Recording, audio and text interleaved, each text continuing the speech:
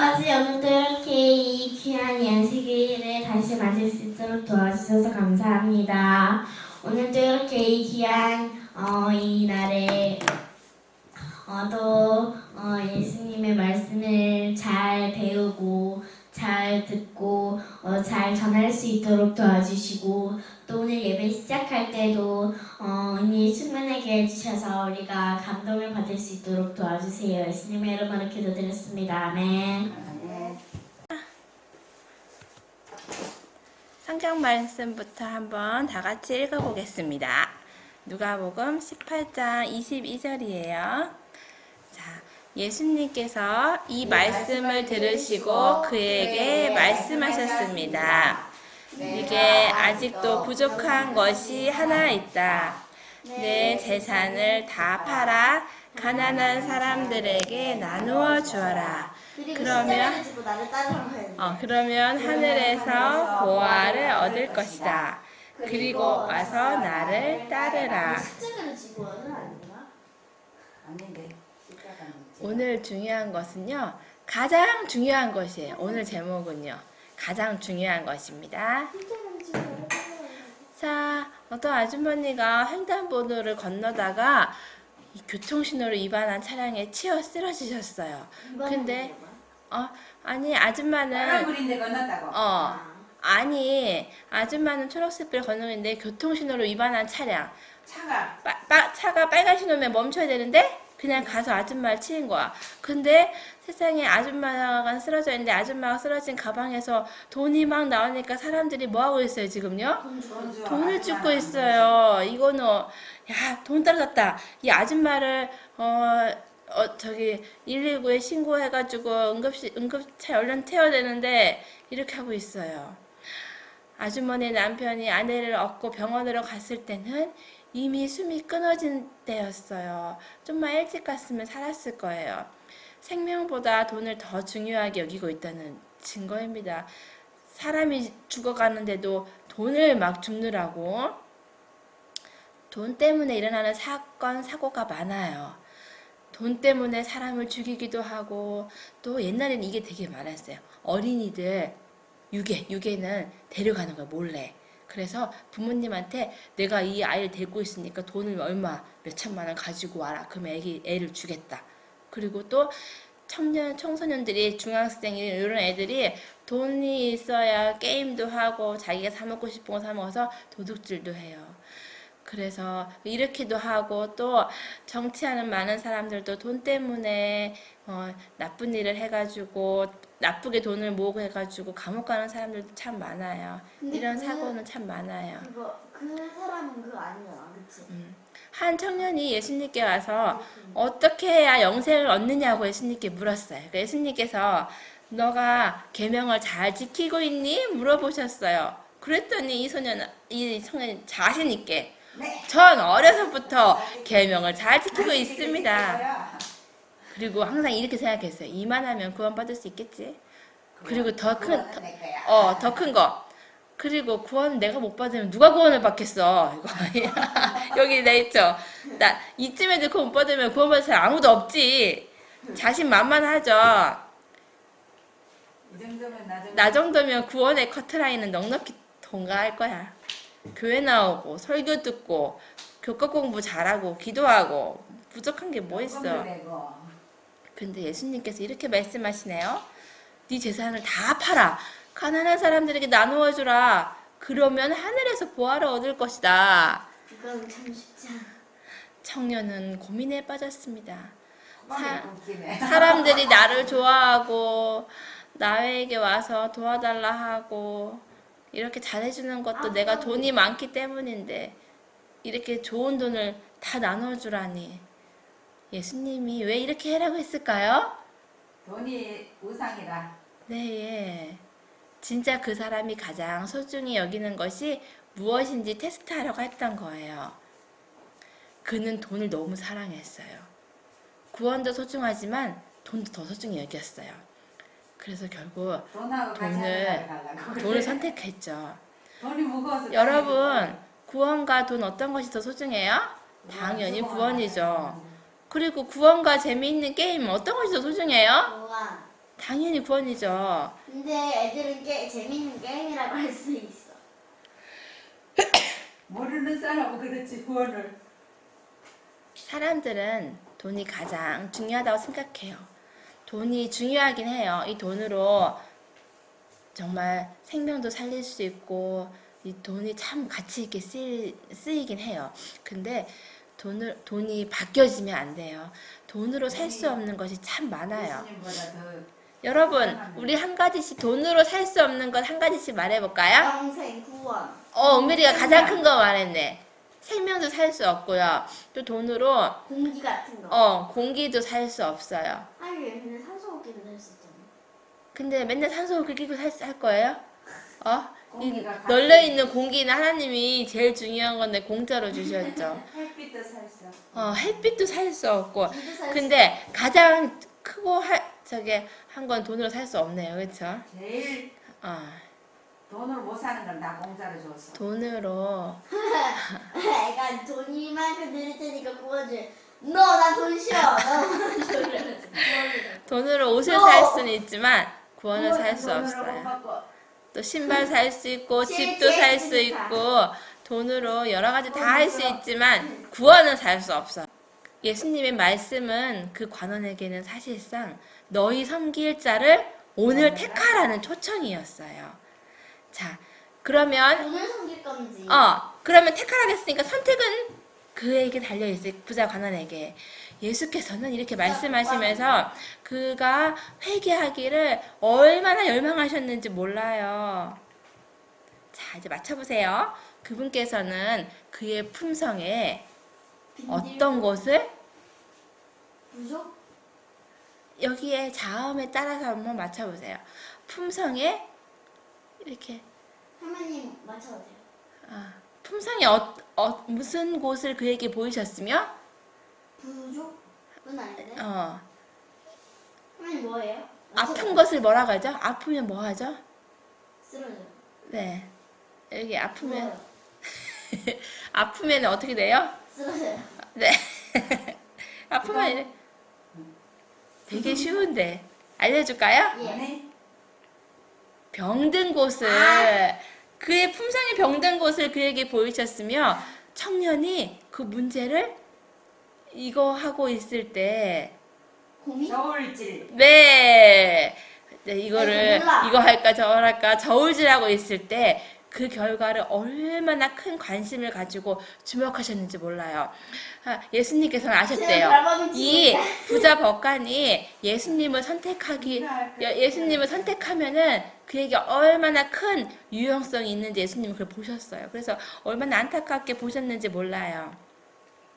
만일 그가 그리스도를 따르기로 뭐 한다면? 곡족? 주장. 여기 보세요. 기억하고 지읒이에요. 단절? 아니, 나 이거 먹기로 너 이거 먹을 거야, 이거 먹을 거야. 아니, 이거 하기로 뭐 이렇게 딱. 결정.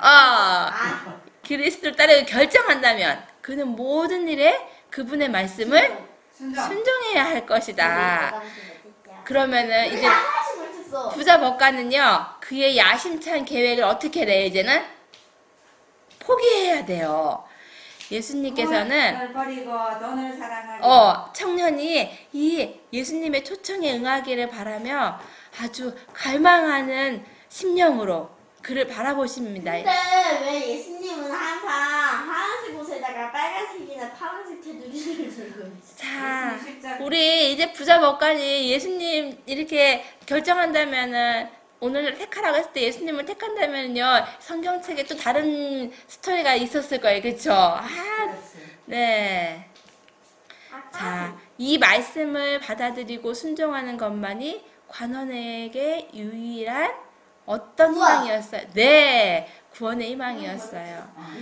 자, 우리도 예수님께서 오늘 우리 각자 마음에 이걸 주실 거예요. 우리도 부자 법관을 뭐라고 할 게 아니고 우리에게 예수님께서 바라고 달라고 하시는 무엇이 있을 거예요. 그렇죠? 우리 예수님께서도 우리에게 초청하시면서 열렬한 눈빛으로 바라보고 계실 거예요. 아무리 큰 부자라도 또는 아무리 재능이 많은 사람일지라도 또 아무리 착하고 선한 사람일지라도 구원받지 못하면 불쌍한 사람이에요. 여러분, 오늘 가장 중요한 구원을 택하는 친구들이 되길 바랍니다. 오늘의 제목은 내가 내가 알아야 할 예수님. 자, 예수님을 얼마나 알고 있는지 한마디씩 말해보세요. 자, 선생님은 예수님을 어떻게 알고 있어요? 예수님은 친절하신 분이에요. 친절하신 분이요? 도와주시는 분. 은별이는 도와주시는 분? 네. 필요해. 할아버지는? 예수님은 참 인내심이 많은 인내심이 많은 분. 나는 예수님을 생각하니까 내가 예수님을 그렇게 평생 이름으로 불러왔는데 뭐를 알고 있나 가슴이 딱 맥히더라고요. 그 몰란다는 거네. 문자적으로 예수님은 하나님의 아들이고 이 세상을 구원하러 왔고 죄를 용서해 주러 왔었고 여러 가지를 다 그 지식적으로는 아는데 진짜 내가 예수님을 제자들은 만나봤잖아요. 네. 만나본 그것도 없고 어떻게 예수님을 평생 불러왔고 예수님 하고 예수 왔는데 예수님을 정작 내가 어떻게 알지? 딱 하니까는 막막해요. 그래서 한 몇 주부터 하나님의 영 성령을 주시고 예수님의 영을 달라고 계속 일을 할 때나 뭐 할 때나 계속 기도해갖고 아침에 딱 일어나면 그 기도가 돼요. 하나님의 영, 예수님의 영을 제게 주셔서 예수님이 내 속에 들어와서 살게 해달라고 그렇게 계속 했는데 그 성령이 예수님이 영으로 우리 마음속에 오시는 건데 정작 예수님이 내 마음에 맞는가? 내가 예수님이 내 마음에 있는가? 이것을 어떻게 내가 제자들이나 예수님이 이 땅에 살아계실 때 받는 사람들은 실제적으로 예수님을 받지만 그래서 우리는 믿음으로 말씀으로만 밖에 볼 수 없다. 그러니까는 그때 오셨다가 가신 예수님이 우리 오늘날도 우리가 간절하게 바라면 예수님을 만날 수 있는데 요한에게 나타났던 그 예수님을 만날 수 있는데 그 예수님을 한번 만나고 싶은 마음이 아주 간절했어요. 그래서 이 예수님을 만날 때까지 만날 수 있게 기도해야 되겠다 이 생각을 하고요. 그 다음에 예수님을 알려면 예수님이 어떤 분인지 알려면 말씀으로 돌아가야 되는데 말씀에 어디를 돌아가야 될까? 창세기부터 돌아가야 될까? 여기저기를 막 봤는데 부조와 선지자의 예수님에 대해서 처음에 말했고 시대의 소망에 말했는데 여기저기서 선지자들이 예수님을 만난 그 사건들을 통해서 나도 예수님을 만나야 되겠다.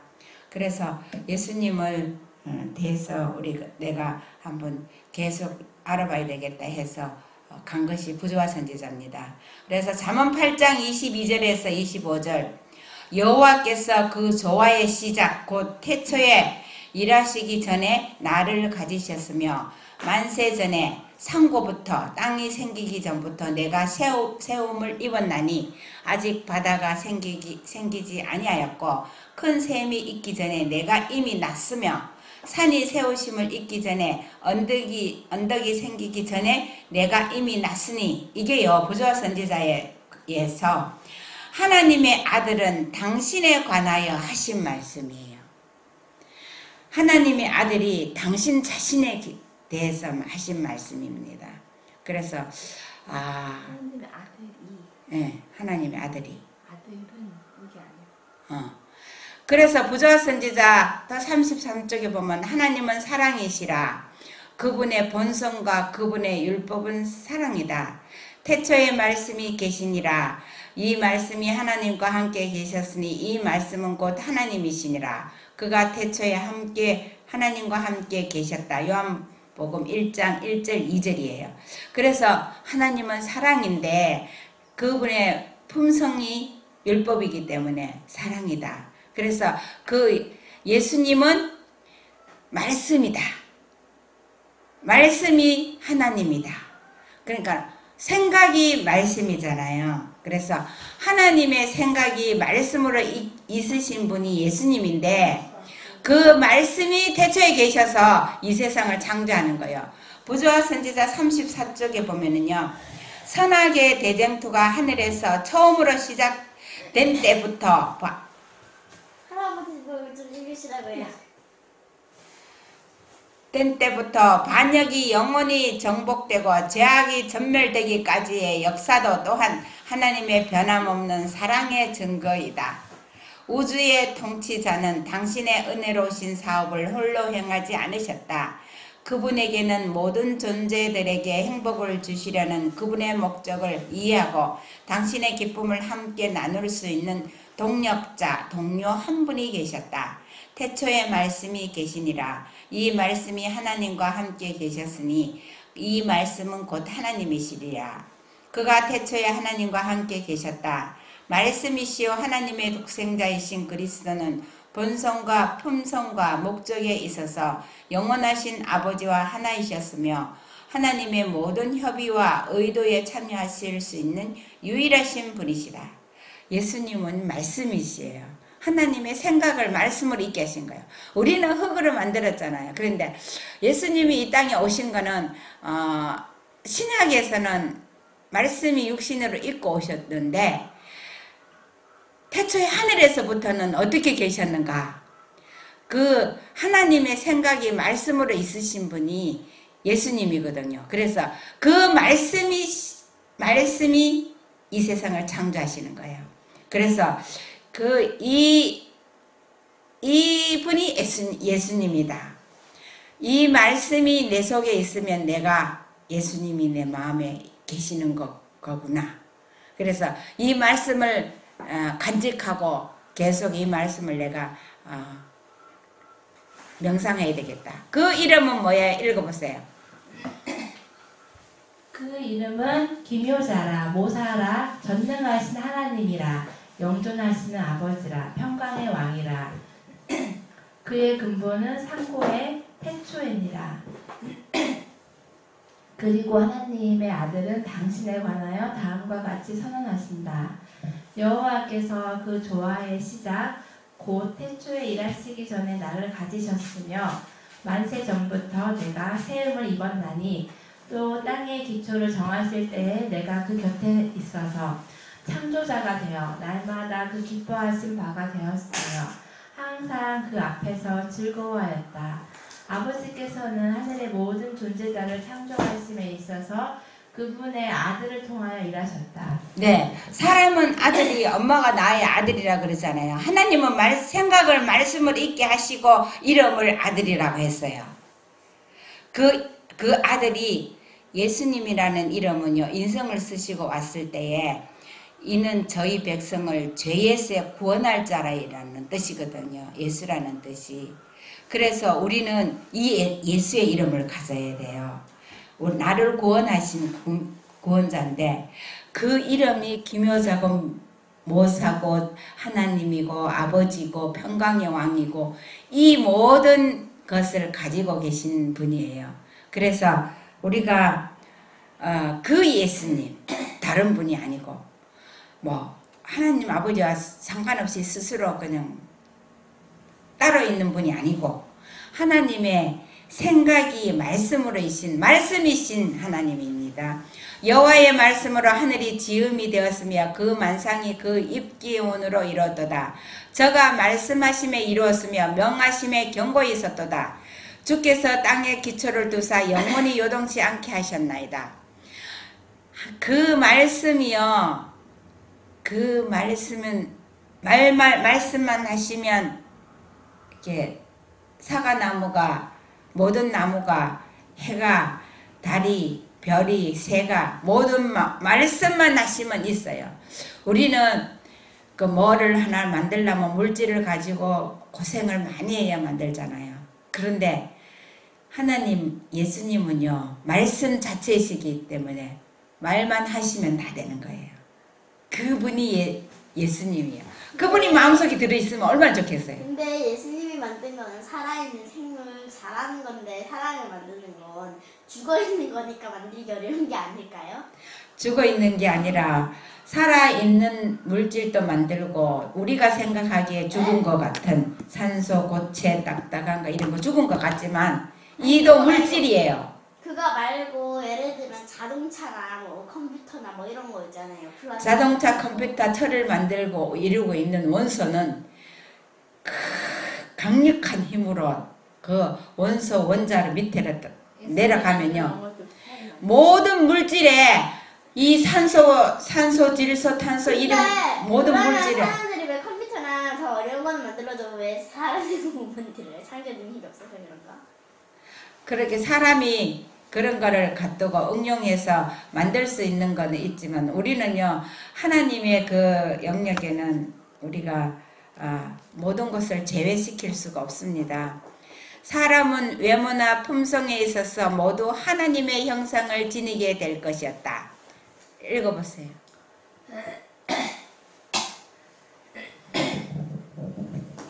사람은 외모나 품성에 있어서 모두 하나님의 형상을 지니게 될 것이었다. 그리스도만이 아버지의 본체의 형상이시나 사람은 하나님의 모양으로 지음을 받았다. 그의 본성은 하나님의 뜻과 조화되었다. 그의 마음은 하나님의 일을 이해할 수 있었다. 그의 애정은 순결하였고 그의 식욕과 감정은 이성의 지배 아래 있었다. 그는 하나님의 형상을 지니고 그분의 뜻에 완전히 순종하는 가운데 거룩하고 행복하였다. 네, 부조화선지자 44쪽인데요. 하나님이 사람을 만들 때에 하나님의 형상대로만 뿐만 아니라 우리 본성이, 마음이 하나님의 뜻과 하나가 이해되도록 만들었어요. 그래서 사람으로 태어난 모든 사람이 다 귀중한 거예요. 구원받아야 될 사람이에요. 그래서요, 그 사람을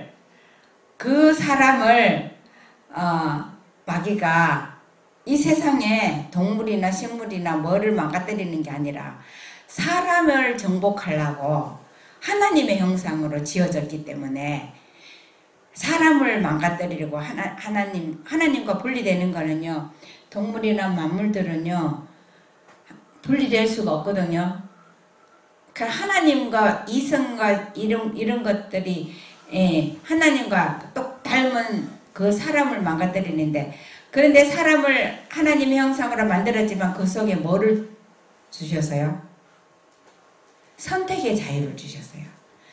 순종하든지 불순종하든지 선택의 자유를 주셨어요. 이것 때문에 우리가 구원을 얻느냐 못 얻느냐가 달려있는 것입니다. 누가복음 24장 48절에서 51절을 보면은요, 예수님이 승천하시기 전이거든요. 예수님을 우리는 말씀으로 밖에 못 봐요. 그런데 제자들은 그때에 모든 것을 진짜로 봤어요. 그래서 너희들은 이 모든 일의 증인이라. 볼지어다 내가 아버지의 약속하신 것을 너희에게 보내리니 너희는 위로부터 능력을 입히올 때까지 이 성에 유하라 하시니라. 예수께서 저희를 데리고 베다니 앞까지 나가사 손을 들어 저희에게 축복하시더니 축복하실 때에 저희를 떠나 하늘로 올리우시니. 예수님이요, 제자들과 함께 이제 다 가면서 산으로 가면서 베다니 그 감람산으로 가면서요, 너희들이 내가 살아있을 때 모든 일 다 봤다, 다 함께 누렸다, 내가 어떻게 심판받고 어떻게 십자가에 못 박혀 부활하고 이 모든 거 다 봤으니 너희들은 증인이라. 그런데 내가 하나 명령한다. 능력이 입을 때까지 이 성에 가만히 있어라. 그러면서 가셨어요. 그냥 막 내가 안다고 막 나가서 전하는 게 아니라 능력이 입혀올 때까지 이 성에 유하라 그랬어요. 그래서 그 축복하실 때 하늘로 갔어요. 근데 우리가 하늘로 갈 때 예수님이 재림 준비를 해서 뭐 어떻게 거룩하게 되어서 가는 게 아니라 에녹도 예수님과 동행하면서 그날도 예수님과 하나님과 동행하면서 일상생활 가운데 동행하다가 하늘로 가셨죠. 에녹이. 그리고 엘리야도 하늘로 승천할 때 엘리사랑 그 길을 가다가 그 선지자 학교 여기저기를 가고 하다가 하늘로 들려 올라갔어요. 그런데 우리가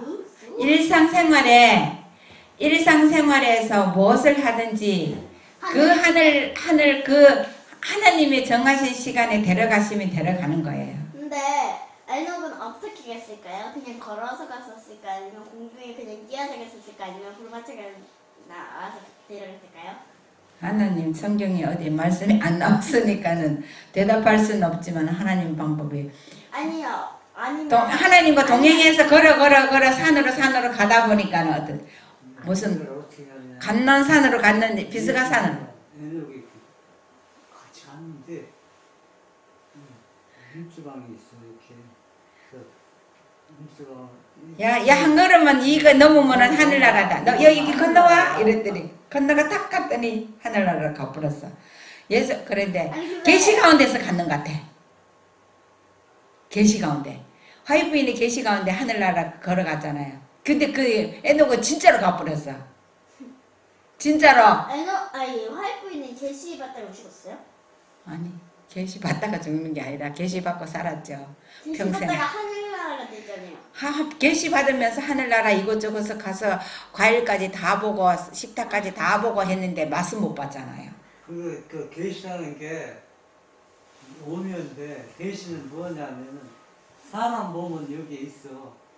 몸이 있는데 하나님께서 그 영을 통해 사람의 영을 통해서 그 연결된 거예요. 이걸 우리가 과학으로 설명을 못해. 그러니까 분리된 게 아니라. 그러니까 에녹은 어떻게 하늘에 갔는지는 그런데 하나님과 동행했다고 그랬어. 아니 에녹은 그냥 걸었는데 그냥 평지로 걸었는데 바로 하늘나라에 가 있었어요. 산으로 갔는지. 제주도 바다 그냥 걸었잖아.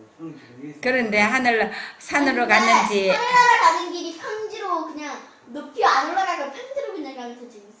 걸어서 뛰어놀았었는데. 우리는 어떻게 아니 갈지 진짜 가봐야. 거기 뭐냐 천사들의 선생님 그렇게 나 있거든. 그냥 땅에서 걸어가는데 하늘나라가 딱 나. 그렇게. 자, 사도행전 27페이지에 보면은 너희는 이 모든 일의 증인이라. 그리스도께서 제자들과 함께 보내신 날들 동안 그들은 새로운 경험을 얻었다. 이 40일 동안 있을 때 부활 후 사랑하는 주님께서 일어난 모든 일에 비추어 성경 말씀을 설명하시는 것을 들었을 때 그분에 대한 그들의 믿음은 더할 수 없이 견고하게 되었다. 그들은 나의 의뢰하는 자를 내가 안다. 디모데후서 1장 12절이구나.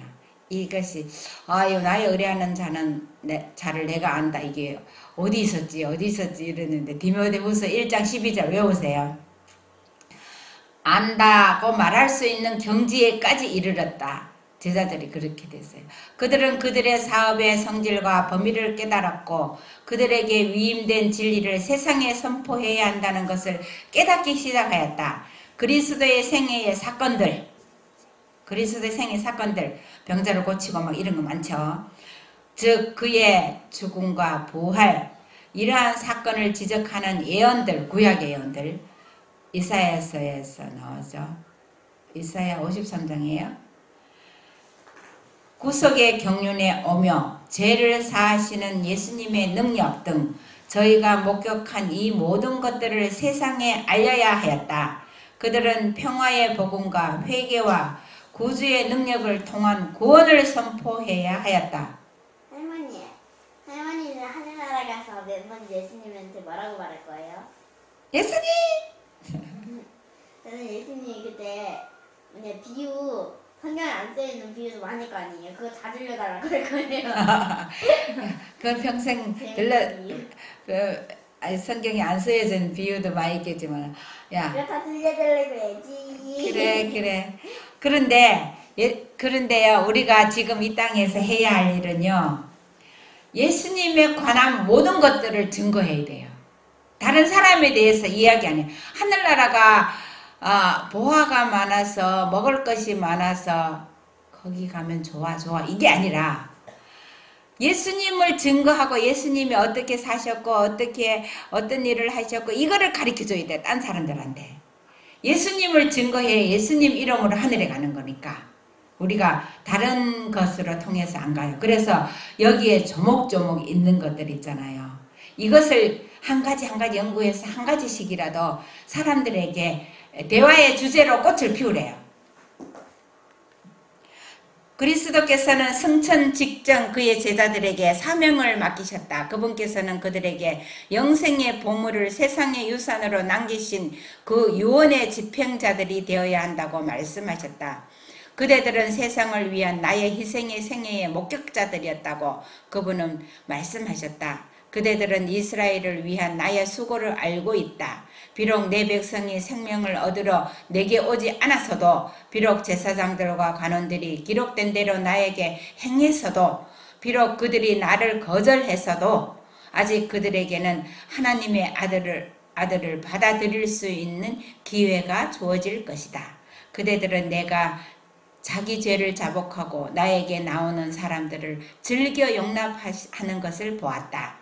내게 오는 사람들을 나는 결코 버리지 않을 것이다. 예수님은요, 우리하고 딴판 마음이 달라요. 그렇게 거절하고 제사장들이 못 박여 죽이기까지 해도 저 사람들에게 하나님 아들을 받아들이고 회개할 수 있는 기회가 주어져 있다. 기다려라. 예수님은 그 사람들이 죽을 때까지 기다리시는 분이에요. 그래서 예수님이 제자들에게 사명을 맡겼었는데 너희들이 내 유언의 집행자들이다. 내가 유언한 것을 제자들이 다 이룰 사람들이라는 거예요. 읽어봐요.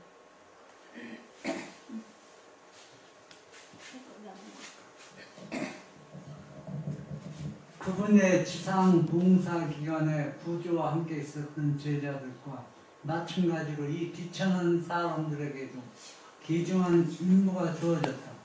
그들은 그리스도를 통한 구원의 기쁜 소식을 세상에 전하여야 하였다. 핍박 때문에 흩어졌을 때 그들은 선교적 정신으로 충만하여 나아갔다. 그들은 그들의 사명의 책임을 깨달았다. 그들은 굶주린 세상을 위한 생명의 떡을 받아왔음과 그 떡을 필요한 모든 사람에게 떼어주도록 그리스도의 사랑이 강건하심을 알았다. 주께서 그들을 통하여 일하셨다. 그들이 어디로 가든지 병자들은 고침을 받았고 가난한 사람들은 그들이 전하는 복음을 받아들였다. 네, 우리 이 생명의 떡을 얻어먹었으면요, 생명의 떡을 나눠줘야, 떼서 나눠줘야 돼요. 그렇게 우리가 나가서 일을 할 때에 병자들이 고침을 받고 모든 예수님이 오늘날도 우리와 함께 일하실 것입니다. 7 집사 가운데 한 사람인 빌립도 예루살렘에서 쫓겨난 사람들 중에 하나였다. 빌립이 사마리아 성에 내려가 그리스도를 백성에게 전파하니 무리가 빌립의 말도 듣고 행하는 표적도 보고 일심으로 그의 말하는 것을 쫓더라. 많은 사람에게 붙었던 더러운 귀신들이 나가고 또 많은 중풍병자와 안진뱅이가 나으니 그 성에 큰 기쁨이 있더라. 사도행전 106쪽입니다. 그런데요, 옛날에는 귀신 들린 사람들 이런 게 많았거든요. 그런데 요즘은 현대 병은요, 요즘에는 우울증이 그런가 봐. 정신분열증 이름이 고상해서 그거지. 그러니까 병이요. 아무것도 하기 싫은 게 뭐냐 귀신 들린 거라면서요. 응? 아무것도 하기 싫은 게 귀신 들린 거라면서. 아무것도 하기 싫은 거? 네. 그것도 뭐 손 하나 까딱하기 싫고 그래서 그때 박지혜가 막 그랬잖아요. 어저께 해놓고 손 하나 까딱하기도 귀찮고. 우울증. 그런데 요즘은 뭐 이 고상한 의학 용어로 말해서 아닌 것 같지만은 다 귀신 들린 거예요. 마귀가 병을 다 심어줘서 요즘 고상하게 뭐 파킨슨 병, 무슨 이름이 고상하게 만들어졌었지. 그 모든 것이 마귀가 병을 주는데 마귀에 붙었던 더러운 귀신들이 귀신을 쫓아내니까 병이 났었어요. 예수님은 생명이기 때문에 예수님은 오면요 마귀가 다 나가요. 그럼 병이 다 낫는 거야. 우리가 그 예수님을 마음에 간직해요. 베드로의 몸에 닿았던 옷조각이나 수건만 그림자만 지나가도 아픈 사람한테 대도 막 그랬죠. 그 우리가 예수님의 능력으로 옷 입고 나가면 우리 자신들이 어떻게 이런 일이 베드로 몸에 조금이라도 닿은 수건이나 그거를 아픈 병자한테 대면 그러니까 우리가 그 예수님의 그 능력을 예수님을 우리가 마음의 능력의 예수님이 그 제자들과 함께 했던 능력의 예수님이 오늘날도 우리에게 함께 하십니다. 야곱의 우물가에서 사마리아 여인에게 말씀하셨던 그리스도의 기별은 열매를 맺었다. 예수의 말씀을 인하여 믿는 자가 더욱 많았다. 그리고 그분의 제자들이 예루살렘에서 쫓겨났을 때에 어떤 사람들은 사마리아에서 안전한 피난처를 발견하였다. 예수님이 야곱의 우물가에서 그렇게 복음 전했던 것이 나중에 제자들에게 피난처가 됐어요. 고린도에서 다른 활동을 계획을 따르기로 결정하였다. 그는 고린도인들 중에는 정교한 논쟁이나 토론을 피하고 예수 그리스도와 그의 십자가에 못 박힌 것 외에는 아무것도 알지 아니하기로 결심하였다. 그는 지혜의 권하는 말로 하지 아니하고 다만 성령의 나타남과 능력으로 그들에게 전도하고자 했다. 사도 바울이요. 과학은 과학으로 철학은 철학으로 얼마나 이 학식이 많은 사람이거든. 그렇게 딱 해도 감탄을 하는데 사람들이 마음이 변해서 예수님께 돌아오는 사람이 없어. 그래서 하루 종일 수고하고 열렬하게 했는데 돌아오는 사람이 없어. 내가 예수 그리스도와 그의 십자가에 못 박히신 것 외에는 아무것도 알지 아니하기로 결심했다. 내가 알고 있는 거 다 버려. 내가 예수님 외에는 예수님의 십자가로 구원하는 것 외에는. 오, 좋네. 예수님을 구원하구나. 영어랑 바이올린은 다 까먹었네. 다 버려. 다 버리고 초소이다. 예수님만 전하면은 능력을 받아요. 능력을 받아서 바이올린을 또 잘할 수 있어. 다시 능력을 받았어. 바울이 그 도시 그 고린도에서 떠나 더 유명한 일터로 가려고 계획하고. 그럼 할머니 일하는 것까지 다 버려야 돼요? 네. 좋네. 아이고 좋다. 나도 일하기 싫어. 자신의 의무를 깨닫고자 열렬히 간구할 때 그 고린도에서요 얼마나 열심히 지식은 지식대로 전도했는지 아무리 해도 성과가 별로 없어서 딴 데 가기로 하나님께 구했어요. 그때 주께서 계시 중에 나타났어요. 그에게 두려워하지 말고 잠잠하지 말고 말하라. 내가 너와 함께 있음에 아무 사람도 너를 대적하여 해롭게 할 자가 없을 것이니 이는 이 성 중에 내 백성이 많음이라고 말씀하셨다. 바울은 이것이 고린도에 체류하라는 명령이요 뿌려진 씨를 주께서 자라나게 하실 것이라는 보증임을 알았다. 힘과 용기를 얻은 그는 열심과 인내로서 거기에서 계속하여 일했다. 거기에서 사람들이 너무 안 돌아오고 몇몇 사람밖에 안 돌아가니까 힘들어가지고 거기 안 있으려고 그랬거든요. 그래서 하나님께 물었어요. 그랬더니 닌 잠잠하지 말고 말하라. 이 성에 하나님 백성이 많다 그랬어요. 그래서요 거기 1년 넘게 있었어요. 그렇게 있으면서 어떤 일을 했냐면은 사도의 노력은 공정 설교에만 국한되지 아니하였으니 그 방법으로는 접촉할 수 없었던 많은 사람들이 있었다. 그는 가가호호를 방문하여 수고하는 데 많은 시간을 썼으며 가정에서 친밀히 교제하는 기회를 이용하였다. 그는 병자와 슬퍼하는 자들을 방문하였고 고통하는 사람을 위로하고 압박당하는 이들을 일으켰다. 그가 말하고 행한 모든 일에 있어서 그는 예수님의 이름을 높였다. 이와 같이 그는 약하며 두려워하며 심히 떠는 중에 일하였다. 그는 그의 가르침이 하나님보다 인간에 대한 감명을 자아내게 하지는 않을까 하고 두려워하였다. 바울이요, 이렇게 집집 방문하면서 한 사람 한 사람 그렇게 전도해서 하나님 백성을 많이 만들었어요. 1년 동안 했으면서. 우리가 많은 사람을 모아놓고 공동적 집회에만 설교만 하는 것이 그것이 하나님 방법이 아니라 한 사람 한 사람 이렇게 찾아다니면서 친절을 베풀고 그 사람들에 대해서 우리가 기도로 하나님께 도움을 구하고 그런 일을 할 때에 하나님께서는 거기에서 하나님 능력이 나오는 겁니다. 읽어봐요. 오직 비밀한 가운데 있는 하나님의 지혜를 말하는 것이니 곧 감추었던 것인데 하나님이 우리 영광을 위해서 만세전에 미리 정하신 것이라. 이 지혜는 이 세대의 관원이 하나도 알지 못하였나니 만일 알았더라면 영광의 주를 십자가에 못 박지 아니하였으리라. 기록된 바 하나님이 자기를 사랑하는 자들을 위하여 예비하신 모든 것은 눈으로 보지 못하고 귀로도 듣지 못하고 사람의 마음으로도 생각지 못하였다함과 같으니라. 오직 하나님이 성령으로 이것을 우리에게 보이셨으니 성령은 모든 것 곧 하나님의 기쁜 것이라고 달라하시니라. 통달하시니라. 사람 속에 있는 영이에는 이와 같이 하나님의 사정도 하나님의 영이에는 아무도 알지 못하느니라. 그러네. 통자가 빠졌네.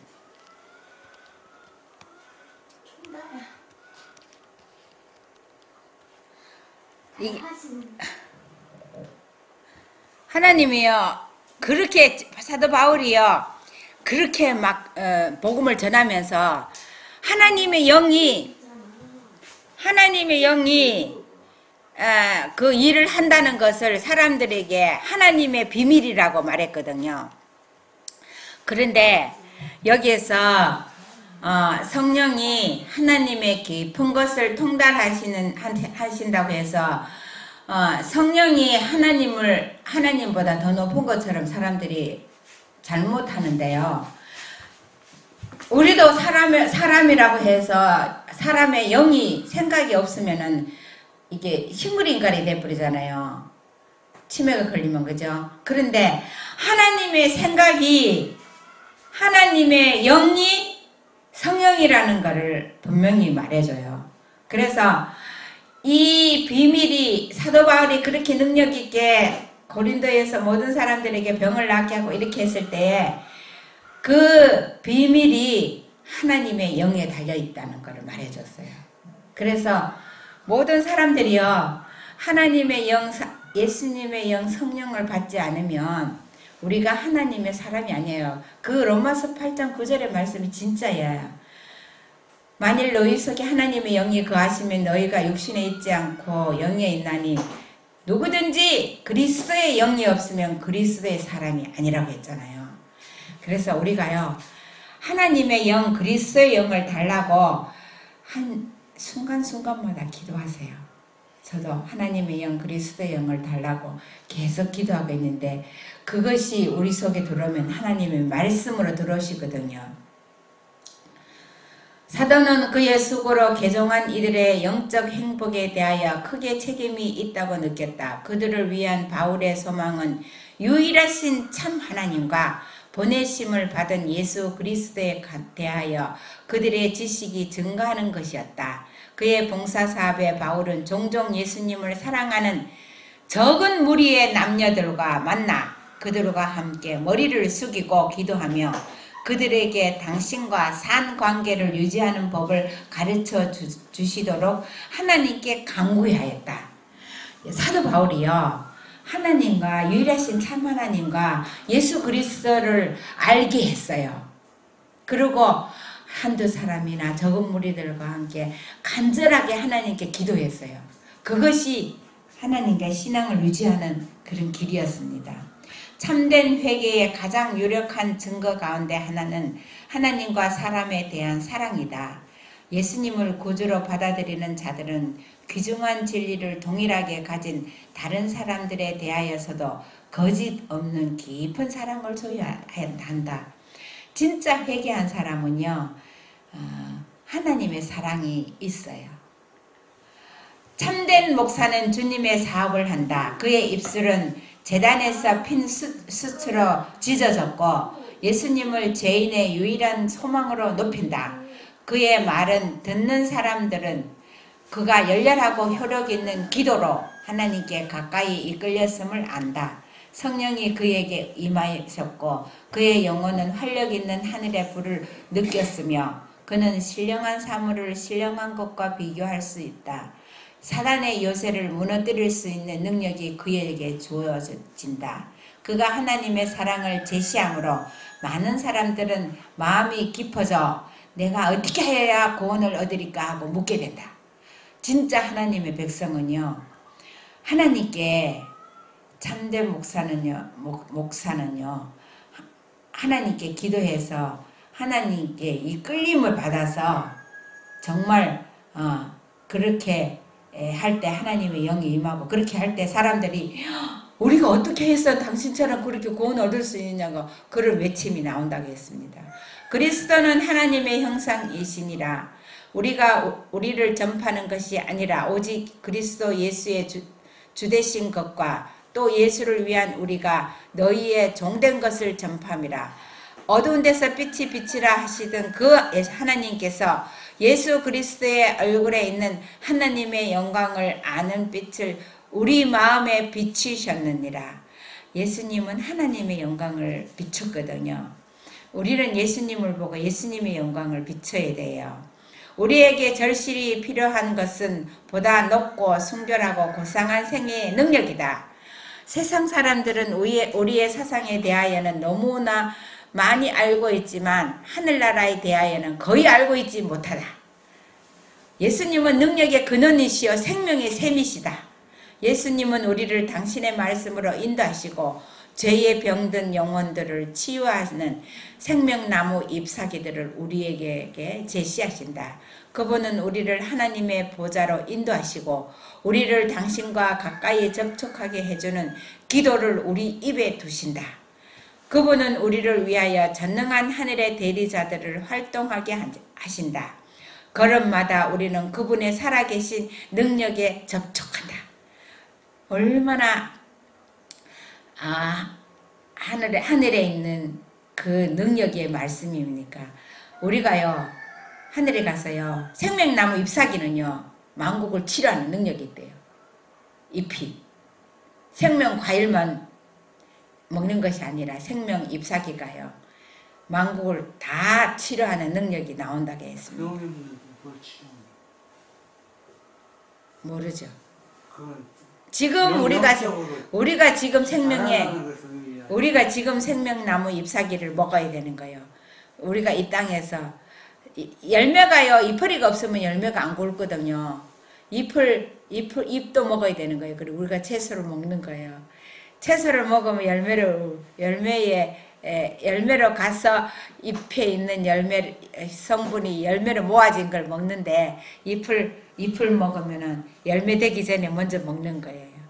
발걸음마다 우리는 그분의 살아계신 능력에 접촉한다. 하나님께서는 모든 신령한 지혜와 총명이 하나님의 뜻을 아는 것으로 채우고자 갈망하는 사람들의 발전에는 제한을 두지 않는다. 제한 없대요. 무제한으로 주신대요. 기도를 통하여 경성을 통하여 지식과 총명의 성장함을 통하여 그들은 그 영광의 힘을 쫓아 모든 능력으로 능하게 되어야 한다. 이렇게 함으로 그들은 다른 사람들을 위하여 일할 준비가 갖추어진다. 순결하게 되고 성화된 인간들이 당신을 돕는 손이 되게 하는 것이 하나님의 목적이다. 이 큰 특권에 대하여 우리는 우리로 하여금 빛 가운데서 성도의 기업의 부분을 얻기에 합당하게 하시고 우리를 흑암의 권세에서 건져내사 그의 사랑의 아들의 나라로 옮기신 하나님께 감사하자. 우리가요, 하나님께서는요, 우리가 하나님의 이름으로 나가서 일할 때는요, 제한을 두지 않아요. 무제한으로 하게 하시는데, 그게 기도를 통해서 이루어집니다. 우리가 하나님의 기도를 할 때에 하나님께서는 하나님이 우리 사람을 통해서 제한 없이 능력을 주십니다. 사도행전 541쪽에 보면요, 이게 어디서 일어나는지 아세요? 주여 우리가 불을 명하여 하늘로 쫓아내려 저희를 멸하라 하기를 원하시나이까? 네, 알아요. 어디예요? 그 사마리아에 갔었을 때 예루살렘으로 가는 걸 안다고 음식 안 주고 그런다고 요한이 그 야고보가 그래가지고 예수님이 그 후에 그 요한을 보고 불의 아들이라고 했더니나 아니 천둥의 번개야 천둥의 아들 그게요. 옛날에 엘리야 당시에 하늘에서 불이 내려와 갖고 그렇게 했던 것을 그거를 예화를 들어가면서 하나님을 거절하는 백성에게 불이 내려온 것처럼 이 땅에도 불이 내려와서 심판하게 해달라 그랬거든요. 그렇게 말했을 때에 제자들이 말했을 때 그들은 그들의 말을 듣고 괴로워하시는 예수를 보고 놀랐으며 다음과 같은 그분의 책망이 그들의 귀에 울렸을 때에 더욱더 놀랐다. 너희는 무슨 정신으로 말하는지 모르는구나. 인자는 사람의 생명을 멸하러 온 것이 아니요 구하러 왔노라. 예수님이요, 제자들이 이렇게 했을 때 그래 우리를 거절하니까는 불이 내려갖고 멸망시키자 했는데 그 사마리아인들의 그 미래까지 다 보시고 나중에 다 돌아올 거를 봤어요. 그 예수님이 승천하신 후에 제자들이 갔을 때 사마리아인들이 회개를 그렇게 많이 했대요. 그래서 그 사마리아에서 하나님 백성이 많이 나왔습니다. 읽어볼게요. 사람들을 강권하여 당신을 받아들이게 하는 것은 그리스도의 사명의 일부분이 아니다. 이거 마지막 아니잖아요. 양심을 강요하는 자는 사단이요. 사단의 정신에 자극된 사람들이다. 의에 대한 열심을 구시로 악한 천사들과 동맹한 자들이 때때로 그들의 종교적 이념으로 그들을 개종시키기 위하여 그들의 동료들에게 고통을 가한다. 그러나 그리스도께서는 언제나 은혜를 나타내시고 언제나 당신의 사랑을 나타내심으로 마음을 얻고자 노력하신다. 예수께서는 영혼 내에서 경쟁자를 용납하지 않으시고 부분적인 봉사를 간합하지 않으신다. 그분은 자원하는 봉사, 사랑의 강권 아래서 마음을 기꺼이 굴복시키는 것을 갈망하신다. 사도행전 541쪽이네. 우리가요, 강권하는 거 있잖아요. 강제적으로 억지로 강권하는 건 하나님 뜻이 아니래요. 그거는 사단의 양심을 강요하는 것은 사단이에요. 다 했어요. 사단의 정신으로는 우리가 강권하지 말고 자원해서 봉사하는 그것을 하나님께서 받는다고 했습니다.